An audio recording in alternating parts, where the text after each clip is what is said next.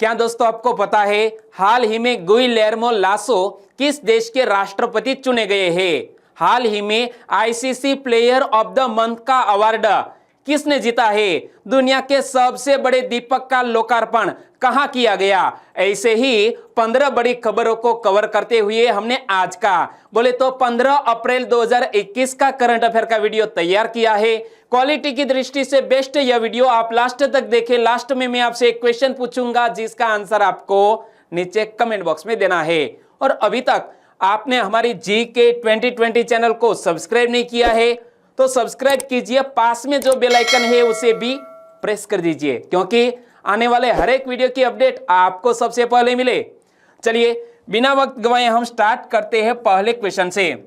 निम्न में से किसको प्लेयर ऑफ द मंथ का अवार्ड नहीं मिला है? यहां कुछ उल्टी तरह से पूछ लिया गया है, कुछ इस तरह पूछा गया है कि हाल ही में ICC player of the month का अवार्ड किसको नहीं मिला है? आईसीसी ने जनवरी में यह अवार्ड की घोषणा की थी। जनवरी, फरवरी और मार्च 3 मंथ के 3 ICC player of the month चुने गए हैं और कौन शामिल नहीं है इसमें? बाबर आजम। सही आंसर बन जाता है बाबर आजम को ICC player of the month का अवार्ड अभी तक नहीं मिला है क्योंकि सबसे पहले ICC player of the month कौन चुने गए थे? हमारे भारत देश के ऋषभ पंत। और दूसरे ICC player of the month फरवरी के लिए कौन चुने गए? रविचंद्रन अश्विन। और मार्च के लिए हाल ही में घोषणा की गई है कि हमारे भारत देश के गेंदबाज भुवनेश्वर कुमार को ICC player of the month चुन लिया गया है। तो हमारे भारत देश के लिए एक बहुत बड़ी उपलब्धि कही जा सकती है कि ICC player of the month जो हैट्रिक लगा दी है हमारे भारत देश के इस क्रिकेटरों ने। भुवनेश्वर ने यह पुरस्कार पाने वाले लगातार तीसरे भारतीय क्रिकेटर बन गए हैं। जनवरी में पहला पुरस्कार विकेटकीपर बल्लेबाज ऋषभ पंत को मिला था, जबकि फरवरी में ऑफ स्पिनर रविचंद्रन अश्विन ने यह पुरस्कार जीता था और अब जीत लिया है भुवनेश्वर कुमार ने। इमेज में आप देख सकते हैं क्या लिखा है, पढ़ो तो। ICC men's player of the month और यह अवार्ड जीतने वाले हमारे गेंदबाज भुवनेश्वर कुमार को हमारी चैनल की ओर से हार्दिक शुभकामनाएं। लेकिन इसी के साथ एक और भी क्वेश्चन बन सकता है, कौन सा? ICC women's player of the month का अवार्ड हाल ही में किसने जीता है? तो इमेज में आप देख सकते हैं यह है साउथ अफ्रीका की एक धाकड़ बैट्समैन जिसका नाम क्या है? लिजेल ली। क्या? लिजेल ली ने यह ICC women's player of the month का पुरस्कार जीता है। तो चलिए इसी के बारे में भी मैं आपको बता दूं। भारत के खिलाफ 4 वनडे में 1 शतक और 2 अर्धशतक जमाकर महिला बल्लेबाजी रैंकिंग में शीर्ष पर पहुंची दक्षिण अफ्रीका की धाकड़ बल्लेबाज लिजेल ली सर्वश्रेष्ठ महिला खिलाड़ी चुनी गई है। यानी कि मार्च के लिए ICC women's player of the month का अवार्ड जीत लिया है साउथ अफ्रीका की महिला क्रिकेटर, नाम मत भूलिएगा, लिजेल ली ने। और दोस्तों जब यह पुरस्कार घोषित किया है हमारे आईसीसी ने तो आईसीसी के नए चेयरमैन कौन बने? पिछले 2020 के एंड में आईसीसी के नए चेयरमैन बन गए हैं ग्रेग बार्कले। और ग्रेग बार्कले ने किसका स्थान लिया है? शशांक मनोहर का स्थान लिया है। और तब भी मैंने आपको बताया था कि इंटरनेशनल क्रिकेट काउंसिल के नए चेयरमैन कौन बन गए हैं? Greg Barclay. इमेज में आप देख सकते हैं, लेकिन वो किस देश के हैं वो भी एक क्वेश्चन बन सकता है। ग्रेग बार्कले किस देश के हैं? न्यूजीलैंड के हैं। और आईसीसी से जुड़े यह 4 फैक्ट आप हमेशा के लिए याद रख लीजिए। आईसीसी की स्थापना कब हुई? मेरे साथ साथ बोलिए, 15 जून 1909 को। और आईसीसी के अध्यक्ष कौन बन गए हैं? Greg Barclay. हमने इमेज में यहां पर देखा ग्रेग बार्कले। और आईसीसी के मुख्य कार्यकारी यानी कि सीईओ कौन है? भारतीय व्यक्ति है जिसका नाम है मनु साहनी। और आईसीसी का हेडक्वार्टर कहां पर स्थित है? यूएई के दुबई में। और दोस्तों इसी तरह हर क्वेश्चन से जुड़े इंपॉर्टेंट फैक्ट मैं आपके सामने रखता हूं। हमारा यह तरीका आपको अच्छा लगता है, वीडियो को लाइक करना मत भूलिएगा। चलिए दूसरा क्वेश्चन आपकी स्क्रीन पर। सुर्खियों में रहा नवेगांव नागजीरा टाइगर रिजर्व किस राज्य में अवस्थित है? हाल ही में सुर्खियों में आया है क्योंकि इस टाइगर रिजर्व में आग लगी है। कौन सा टाइगर रिजर्व? नाम पहले तो ध्यान से पढ़िए। नवेगांव नागजीरा टाइगर रिजर्व, और यह महाराष्ट्र राज्य में अवस्थित है, जहां पर आग लगने की घटना की वजह से यह सुर्खियों में आया है। तो यह है महाराष्ट्र में। नवेगांव नागजीरा टाइगर रिजर्व की अवस्थिति देखें तो यह महाराष्ट्र के गोंदिया और भंडारा जिले में स्थित है। कहां पर? महाराष्ट्र के गोंदिया और भंडारा जिले में स्थित है। और गोंदिया जिला उत्तर में मध्य प्रदेश और पूर्व में छत्तीसगढ़ राज्य के साथ अपनी सीमा साझा करता है और बॉर्डर पर है यह नवेगांव नागजीरा टाइगर रिजर्व, जहां पर आग लगने की वजह से यह सुर्खियों में आया। और एक और क्वेश्चन भी बन सकता है इसी बेस को ध्यान में रखते हुए, नागजीरा वन्य जीव अभ्यारण्य वो किस राज्य में है? महाराष्ट्र में है। तो उनके बारे में आप याद रख लो, पक्षियों और उभयचरों की 100 से अधिक प्रजातियों के साथ नागजीरा वन्य जीव अभ्यारण्य महाराष्ट्र के भंडारा जिला और गोंदिया जिले के मध्य स्थित है।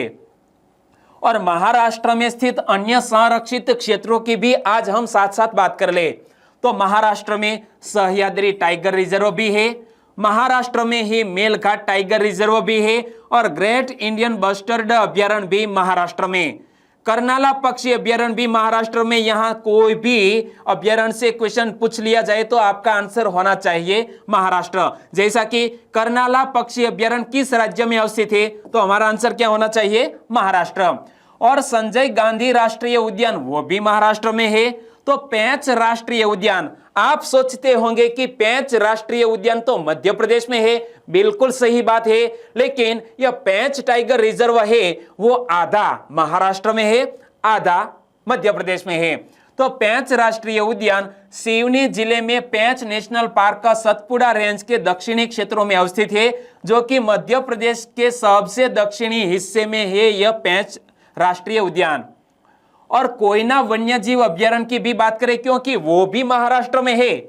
कोयना वन्यजीव अभ्यारण्य महाराष्ट्र के सबसे खास अभ्यारण्यों में गिना जाता है और राज्य के सतारा जिले में, किस जिले में? राज्य के सतारा जिले में स्थित ये अभ्यारण्य पश्चिमी घाट के अंदर लगभग 423 किलोमीटर तक फैला है। दोस्तों कैसा लगा? अच्छा, वेरी नाइस। चलिए तीसरा क्वेश्चन आपकी स्क्रीन पर, 22वें लॉरेंस विश्व खेल पुरस्कारों की मेजबानी कौन करेगा?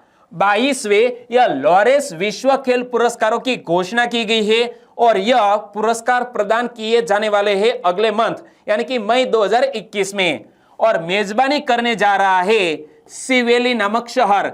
यानी कि इस क्वेश्चन का सही आंसर है सिवेली, लेकिन सिवेली शहर किस देश का शहर है वो भी तो हमें पता होना चाहिए। तो एक और क्वेश्चन बन गया, सिवेली किस देश का एक बड़ा शहर है? स्पेन देश का। यह जो चारों ऑप्शन के शहर थे, मैड्रिड, सिवेली, बार्सिलोना और वेलोनिशिया, यह चारों शहर है स्पेन देश के, लेकिन यह स्पेन देश के सिवेली नामक शहर में यह पुरस्कार आयोजित होने वाले हैं, यानी कि मेजबानी करने वाला है। कोविड-19 महामारी के कारण 22वें लॉरेंस विश्व खेल पुरस्कारों की मेजबानी 6 मई को ऑनलाइन करेगा, यानी कि वर्चुअल तरीके से यह पुरस्कार प्रदान किए जाएंगे। और लॉरेंस विश्व खेल पुरस्कारों के विजेताओं का चयन कौन करेगा? तो यह जो खेल पुरस्कार है इसका चयन करेगा लॉरेंस विश्व खेल अकादमी के 69 सदस्यों की जूरी, यानी कि 69 सदस्यों की एक जूरी टीम के द्वारा यह लॉरेंस विश्व खेल पुरस्कारों के विजेताओं को घोषित किया जाएगा। और यहाँ कौन कौन, यहाँ महिला खिलाड़ी और पुरुष खिलाड़ी की दौड़ में कौन कौन शामिल है वो भी हमें याद रख लेना चाहिए। तो इनमें से कोई भी को यह पुरस्कार मिल सकता है। तो इस पुरस्कारों की दौड़ में राफेल नडाल, इमेज में आप देख सकते हैं, लुइस हैमिल्टन, आपको पता है कि कार रेस के एक बेताज बादशाह है लुइस हैमिल्टन, तो लेब्रॉन जेम्स, रॉबर्ट लेवेंडोव्स्की, और यह सभी पुरुष खिलाड़ी है। और नाओमी ओसाका, फेडरिक ब्रिगबोनॉन महिला खिलाड़ी है। वो सभी को यहाँ चुना गया है, किसको मिलेगा वो तो आने वाला वक्त ही बताएगा। और लॉरेंस वर्ल्ड स्पोर्ट्स अवार्ड्स के बारे में मैं आपको बताऊं तो यह एक वार्षिक पुरस्कार समारोह है जिसमें पूरे साल खेल की उपलब्धियों के साथ खेल की दुनिया से व्यक्तियों और टीमों को सम्मानित किया जाता है। और इस अवार्ड की स्थापना कब की गई है? 1999 में। चौथा क्वेश्चन, गुइलेर्मो लासो किस देश के नए राष्ट्रपति चुने गए? नाम थोड़ा डिफिकल्ट है लेकिन इमेज के जरिए आप लंबे समय तक याद रख सकते हैं। नाम है गुइलेर्मो लासो, वो इक्वाडोर के नए राष्ट्रपति चुने गए। यानी कि इस क्वेश्चन का सही आंसर है इक्वाडोर के नए राष्ट्रपति। इमेज में आप देख सकते हैं जीत का जश्न मनाते हुए, नाम है गुइलेर्मो लासो। इक्वाडोर में पूर्व बैंकर गुइलेर्मो लासो ने अपने प्रतिद्वंद्वी एवं निवर्तमान राष्ट्रपति आंद्रेस अराउज को कड़े मुकाबले में हराकर जीत हासिल की है और वो इक्वाडोर के जब राष्ट्रपति बन गए हैं। तो इक्वाडोर से जुड़ा हुआ एक क्वेश्चन एक मंथ पहले ही सुर्खियों में था। निम्न में से किस दक्षिणी अमेरिकी देश के 3 जेलों में हुए संघर्ष में कम से कम 75 कैदी मारे गए? तो तकरीबन 75 कैदी मारे गए थे इक्वाडोर में, और तब भी मैंने आपको बताया था। तो यहाँ इमेज में देखिए, तो यह मैप है साउथ अफ्रीका का और यहाँ पर स्थित है यह इक्वाडोर। इक्वाडोर की कैपिटल का नाम क्या है? क्विटो। इक्वाडोर का सबसे बड़ा शहर है गुआयाकिल। क्या? गुआयाकिल इक्वाडोर का सबसे बड़ा शहर, लेकिन कैपिटल का नाम है क्विटो। और इक्वाडोर के नए राष्ट्रपति बन गए हैं गुइलेर्मो लासो और इक्वाडोर की करेंसी है अमेरिकी डॉलर। तो इतने फैक्ट कोई भी देश से जुड़े हुए आए तो आपको तुरंत याद होने चाहिए। 5वां क्वेश्चन, निम्न में से किस समुदाय के लोग रमजान महीने को बेहद पवित्र मानते हैं? रमजान महीना हाल ही में शुरू हुआ है और हमारे मुस्लिम समुदाय के भाइयों को यह रमजान महीने की हार्दिक शुभकामनाएं। यानी कि रमजान महीना मुस्लिम समुदाय का एक बेहद ही पवित्र महीना माना जाता है। यानी कि इस क्वेश्चन का सही आंसर है मुस्लिम। दुनिया के कई हिस्सों में रमजान की शुरुआत 13 अप्रैल को हो चुकी थी, लेकिन भारत में रमजान 14 अप्रैल को मनाया जा रहा है, क्योंकि रमजान की तिथि चांद दिखने पर निर्भर करती है और हमारे भारत देश में चांद कब दिखाई देगा? 14 अप्रैल को। और इसीलिए रमजान का यह जो त्योहार है वो शुरू हुआ है भारत में 14 अप्रैल को, और इसीलिए पूरी दुनिया में ये अलग अलग समय पर मनाया जाता है रमजान का त्योहार। इस्लामिक कैलेंडर के अनुसार रमजान 9वां महीना है, तो यह फैक्ट भी याद रख लीजिए। रमजान इस्लामिक कैलेंडर का 9वां महीना है और इसका समापन ईद उल फितर के साथ होता है। रमजान के दौरान मुसलमान दान करते हैं और भूखों को खाना खिलाते हैं। यानी कि बहुत ही पवित्र महीना यह मुस्लिम समुदाय का शुरू हुआ है, जिसका एंड होगा ईद उल फितर से। और रमजान के दौरान उपवास रखने का मुख्य उद्देश्य खुद को अल्लाह के करीब लाना है। दूसरे धर्मों में उपवास रखने का जो मकसद होता है, ठीक वैसे ही रमजान खुद को शारीरिक और आध्यात्मिक रूप से शुद्ध करने के एक तरीके के रूप में देखा जा सकता है। 6वां क्वेश्चन, हाल ही में समुद्री उत्पादों के लिए ई सेंटा नामक एक प्लेटफॉर्म किसने लॉन्च किया है? ई सेंटा नामक एक प्लेटफॉर्म हाल ही में लॉन्च किया है हमारे पीयूष गोयल साहब ने। यानी कि इस क्वेश्चन का सही आंसर है पीयूष गोयल। और पीयूष गोयल हमारे किस मंत्रालय के मंत्री है? हमारे वाणिज्य और उद्योग मंत्री है। इसके अलावा किस किस मंत्रालय के मंत्री है पीयूष गोयल? आपको याद है तो नीचे कमेंट सेक्शन में जरूर बताना। वाणिज्य और उद्योग मंत्री पीयूष गोयल ने किसानों और खरीदारों को जोड़ने वाले एक इलेक्ट्रिक बाजार जिसका नाम है ई सेंटा को लॉन्च किया है। क्या? ई सेंटा। ई सेंटा एक ऐसा बाजार है जो एक्वा किसानों यानी मत्स्य पालकों और संबंधित खरीदारों को इलेक्ट्रॉनिक मार्केटिंग सुविधा का मंच उपलब्ध कराएगा। और ई सेंटा समुद्री उत्पादन निर्यात विकास प्राधिकरण का ही एक अंग है, तो यह फैक्ट भी याद रख लीजिए। और ई सेंटा से क्या फायदा होगा? मत्स्य किसानों की आय में वृद्धि होगी, उनकी जीवन शैली बेहतर होगी, उनमें आत्मनिर्भरता के प्रति जागरूकता आएगी और गुणात्मक सुधार के नए विकल्प उपलब्ध होंगे। तो ई सेंटा प्लेटफॉर्म से इतने फायदे होंगे।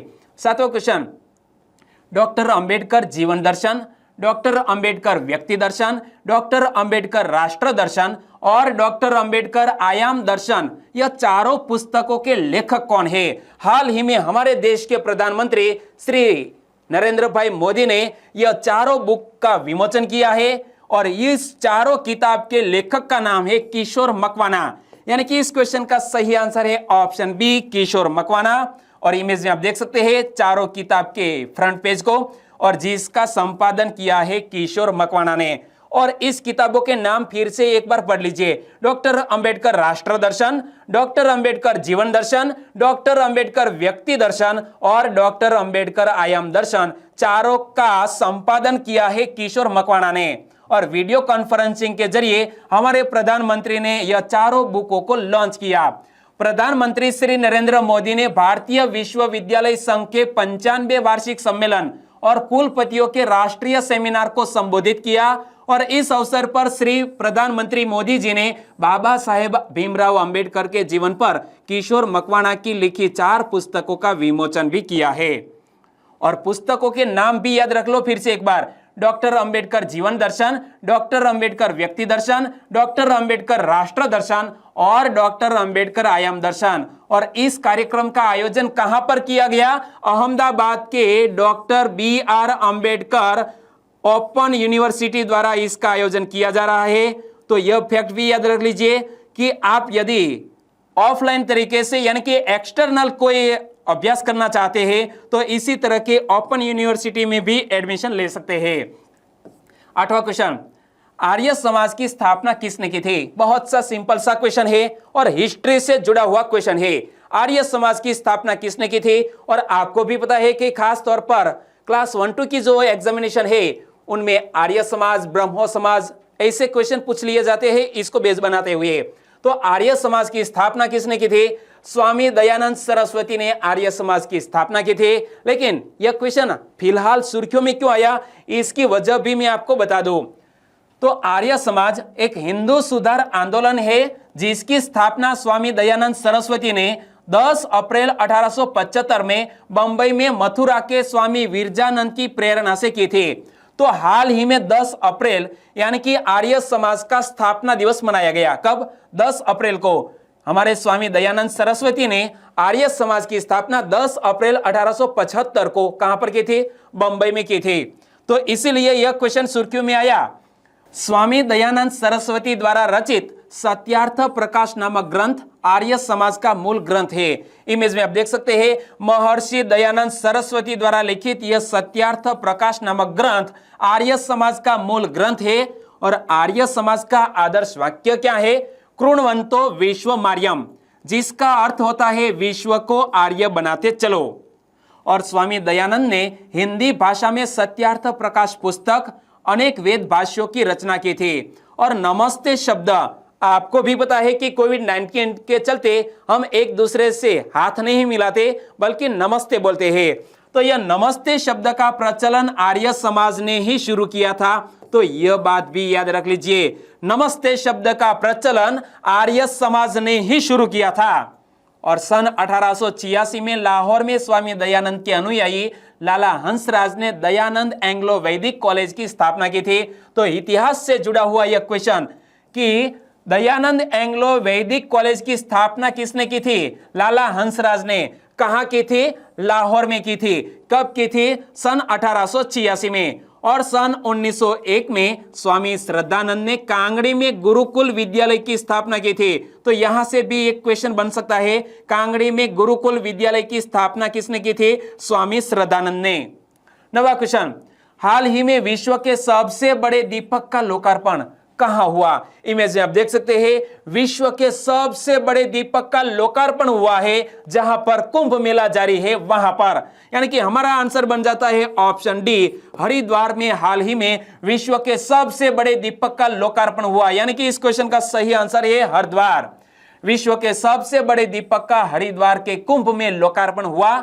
उत्तराखंड के हरिद्वार और देहरादून जिलों में गंगा तट पर आयोजित कुंभ मेले के प्रमुख अधिकारी दीपक रावत ने आस्था पथ पर 2247 लीटर क्षमता आयतन वाले विश्व के सबसे बड़े दिए का लोकार्पण कर दीप प्रज्वलित किया। इमेज में आप देख सकते हैं दीप प्रज्वलित करते हुए दीपक रावत।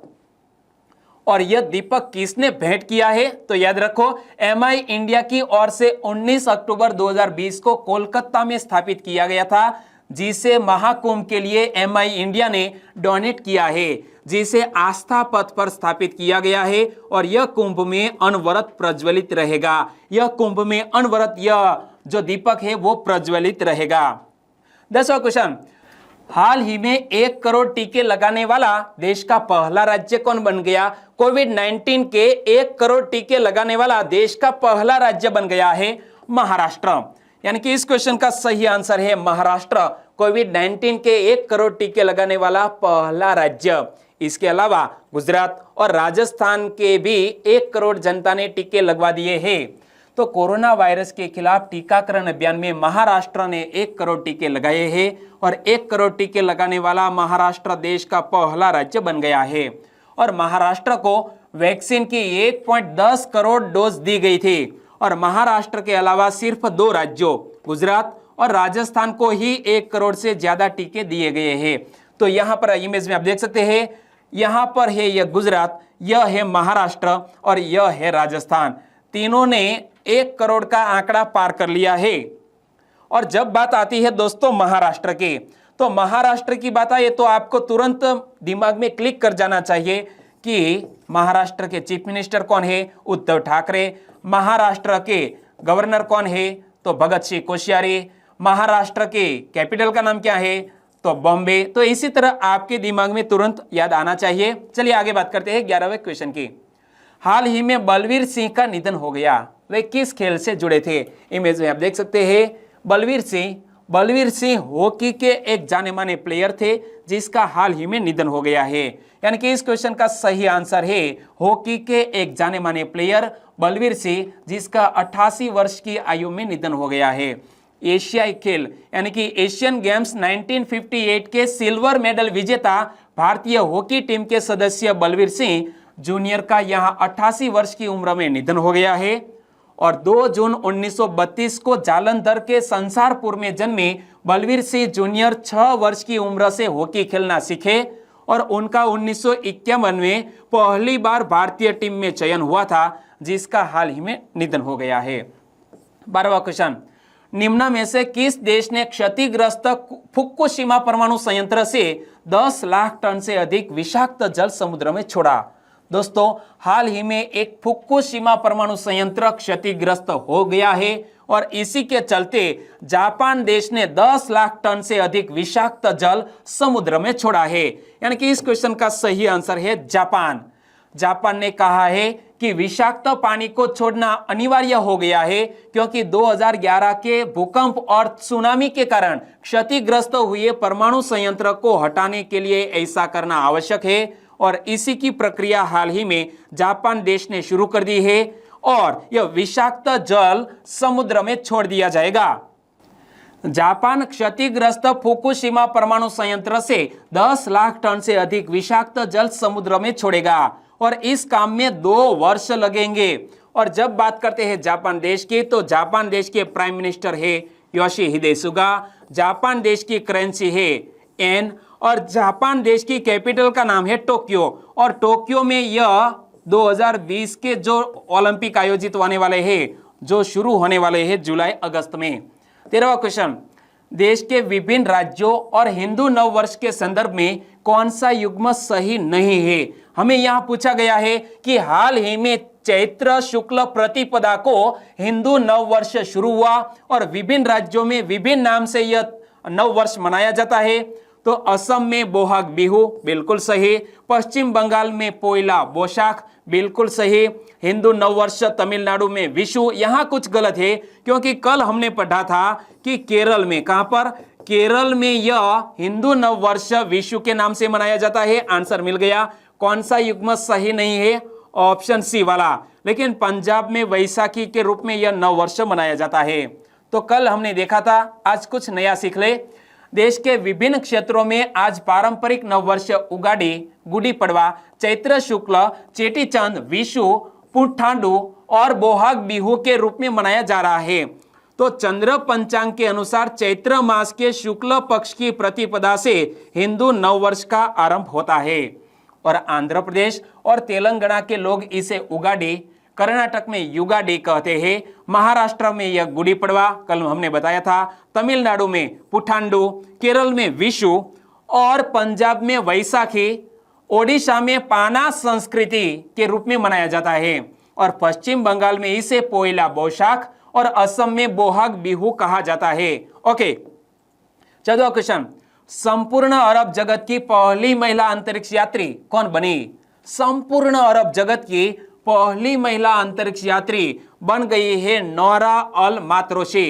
नोरा फतेही, वो एक्ट्रेस नहीं बल्कि नोरा अल मातरोशी वो अरब जगत की पहली महिला अंतरिक्ष यात्री बनेगी। यानी कि इस क्वेश्चन का सही आंसर है नौरा अल मातरोशी। नौरा को याद रखो, नौरा याद आ जाएगा। तो दुबई के शासक शेख मोहम्मद बिन राशिद अल मखतूम ने हाल ही में संयुक्त अरब अमीरात यानी कि यूएई के आगामी अंतरिक्ष अभियान के लिए चुने गए 2 अंतरिक्ष यात्रियों के नामों की घोषणा की है।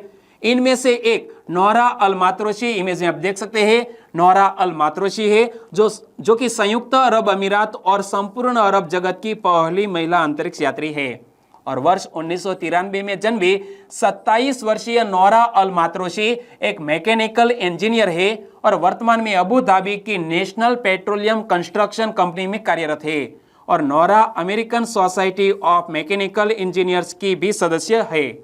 15वां क्वेश्चन, हाल ही में एडवांस एंटीक्यूटीज मैनेजमेंट सिस्टम का उद्घाटन कहां किया गया?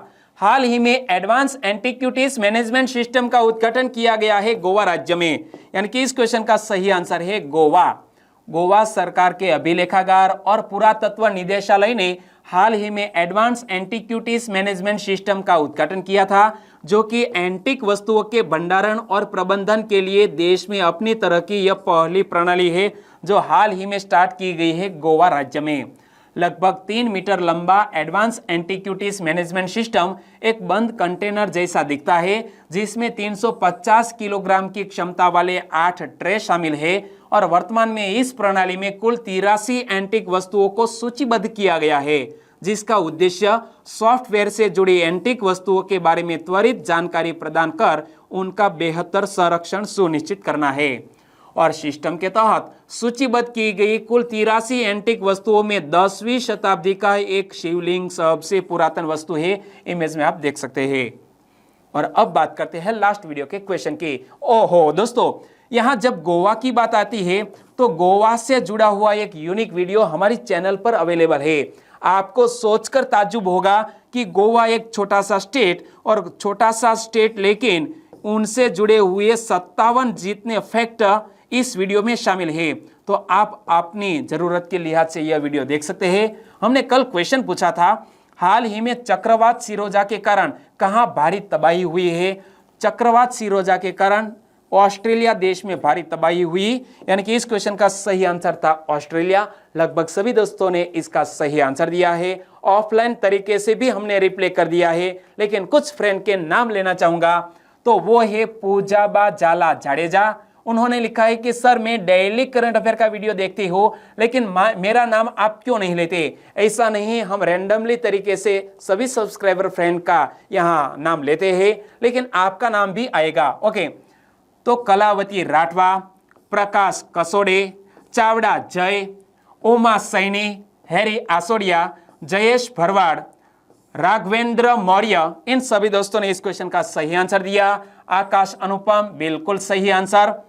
समीर कुमार एसके, अनिल कुमार बोडत, परमार जलपा, वसावा दिव्येश, संजय प्रजापति, MU वाघेला, श्रीनिवास संजय, इन सभी दोस्तों ने बिल्कुल सही जिक्र किया है ऑस्ट्रेलिया।